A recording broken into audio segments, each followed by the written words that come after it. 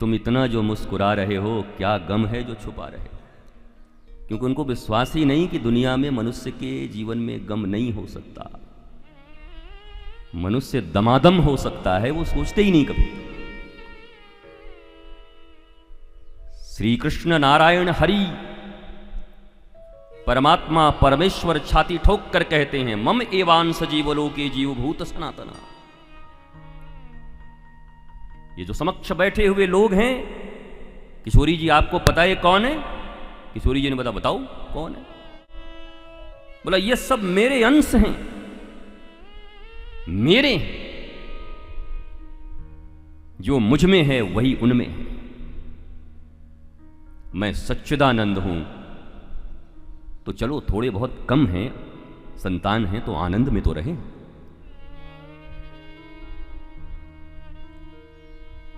और गोस्वामी जी भी यही बात कहते हैं, ईश्वर अंश जीव अविनाशी, चैतन अमल सहज सुख राशि। देखो, कारणों के द्वारा सुखी होने वाले लोग तो इस दुनिया में बहुत हैं। आपके मनोनुकूल बात हो गई तो आप खुश हो गए, आपके मन के विरुद्ध हो गई तो आप नाराज हो गए, दुखी हो गए। ये तो बहुत साधारण बात है।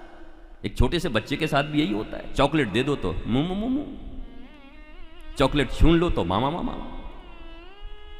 तो तुम्हारे और उनमें कोई ज्यादा अंतर नहीं, हम में उनमें है। उनके चॉकलेट्स हैं, तुम्हारे पिज्जा हैं, बर्गर हैं। उनकी छोटी छोटी गाड़ियां हैं, तुम्हारे मर्सिडीज हैं।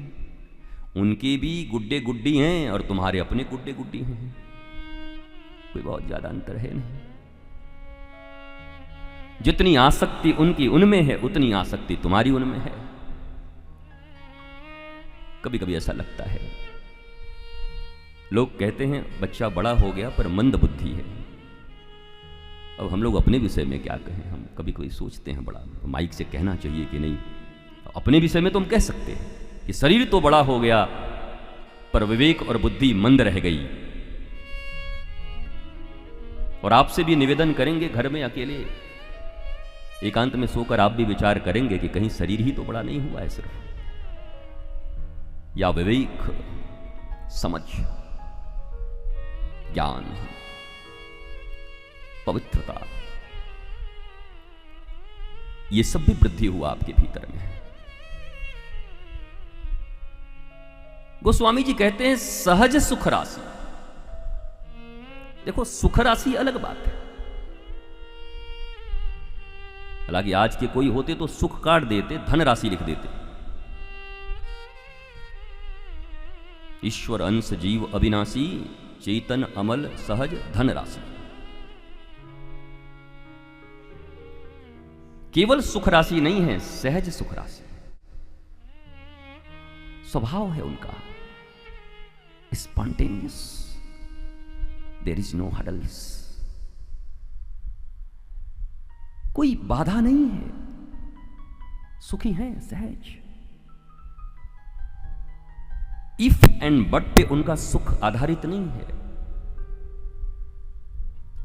अगर मगर पे जिनका सुख है, वो तो रो रो के ही जी रहे हैं। मैं अक्सर कहता हूं, 7 बजे एक मैसेज आता है मोबाइल में, तो एकदम फेस ऐसा हो जाता है कि मत पूछो। और इमोजी तो बहुत अच्छे होते हैं, भेज देते हैं। दिल भेज दिया, फूल भेज दिया, मुंह से निकलता हुआ दिल भेज दिया। व्हाट्सएप में तो एक से एक इमोजी है, मुंह से दिल निकल रहा है। सचमुच तो बेचारे का दिल का पता ही नहीं, बस राशन के बिल से और पेट्रोल के बिल से परेशान है। दिल कहां है? श्रीमद् भागवत की कथा मनुष्य को प्रबोध देने वाली है, अबुद्धों को बुद्ध बनाने वाली है।